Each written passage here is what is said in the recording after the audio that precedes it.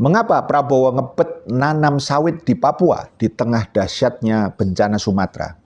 Presiden Prabowo berencana menambah perkebunan sawit di Papua sebagai upaya yang disebutnya mewujudkan swasembada energi di setiap daerah. Dukungan terhadap ekspansi sawit yang diutarakan pada hari Selasa 16 Desember itu adalah pernyataan terbaru Prabowo di tengah kritik tajam bahwa penyebab banjir Sumatera karena deforestasi hutan yang digantikan kebun kelapa sawit. Apa yang sesungguhnya terjadi? Pertama, pegiat lingkungan menilai keberpihakan Prabowo terhadap ekspansi sawit di tengah penanganan bencana Sumatera yang belum kelar sebagai sikap yang tidak punya empati. Seharusnya ia belajar dari situasi yang terjadi di 3 provinsi itu, kata manajer kampanye hutan dan kebun Walhi Nasional Uli Arta Siagian. Menurut Uli, perubahan hutan menjadi kawasan ekstraktif seperti perkebunan kelapa sawit atau tambang yang telah memperparah dampak bencana di Sumatera.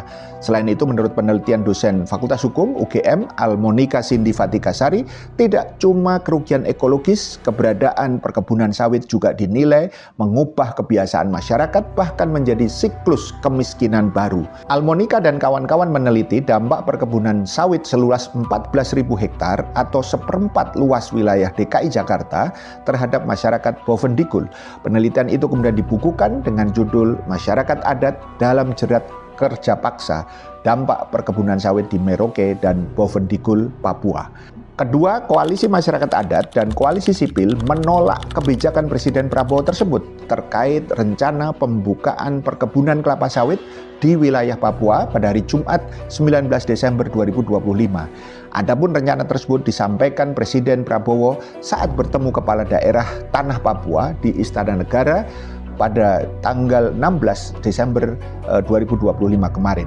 Direktur Yayasan Pusaka Bentala Rakyat Franky Samberante menjelaskan hingga kini telah teridentifikasi ada 94 perusahaan sawit yang melakukan eksploitasi di tanah Papua.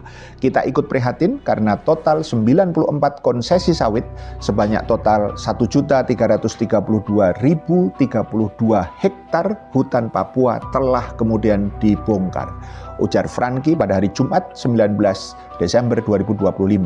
Kita rasa ironis karena data ini cukup besar dan hanya dikuasai oleh segelintir korporasi.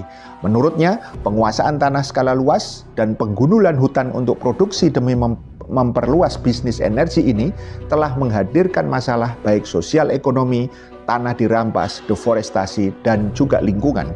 Mirisnya, semua proyek tersebut melibatkan ribuan